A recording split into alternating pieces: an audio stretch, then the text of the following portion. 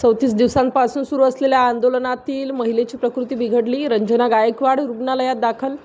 आपल्या विविध न्याय मागण्यांसाठी नाशिक महानगरपालिकेच्या राजीव गांधी भवन समोर गेल्या 34 दिवसांपासून सुरू असलेल्या आंदोलनाला आज गंभीर वळण लागले. आंदोलक रंजना गायकवाड यांची प्रकृती खालावल्याने त्यांना तातडीने रुग्णालयात हलवण्यात आलं आहे. मिळालेल्या माहितीनुसार गेल्या महिनाभरापेक्षा जास्त कालावधीपासून लोकशाही मार्गाने हे आंदोलन सुरू आहे. मात्र कडक उन्हाचा तडाखा आणि वाढत्या मानसिक तणावांमुळे रंजना गायकवाड यांना छातीत त्रास जाणवू लागला.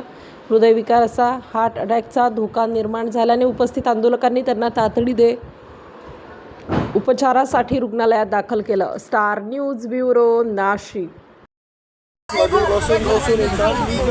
काय झालं बसलेले आम्ही सर्वजण. काय झालं यांच्या नंतर हळूहळू यांना विचारा काय झालं का यांना उन्हामध्ये बसून गेली 37 दिवस तिथे न्याय मागण्यासाठी बसलेला असता या महानगरपालिकेला आजही जाग येत नाही. आणि ह्या उन्हात बसून त्या ताईंना आज अटॅकसारखं होतं आहे. आणि जर उद्या कमी जास्त काही झालं तर ह्या महानगरपालिकेवरती आम्ही गुन्हा दाखल केल्याशिवाय राहणार नाही. यांचं एकदम आती झाले. सर्वांचे न्याय मागणे आहेत. 9 लोक इथं लोकशाही दिनामधले बसलेले असताना सुद्धा एवढं उन्हातानात तापत बसले असताना हे आपले EC बसलेत. EC बसून आणि आज लोकांना त्रास देत आहे.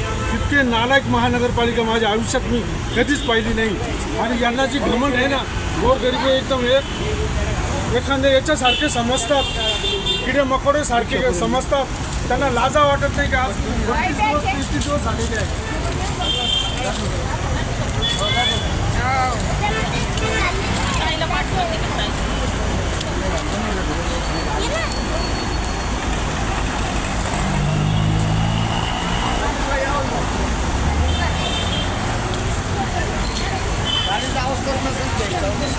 आता कुठं घेऊन चालले त्यांना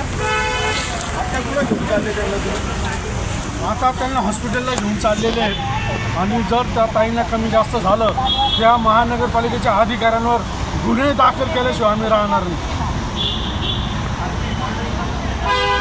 लोकशाही मार्गाने चालत असताना न्याय भेटत नाही. सर्वसाधारण माणसं तसेच बसलेले आणि त्यांच्या हुकुमशाहीचा शिकार होऊ राहिले. उष्णबाधामुळे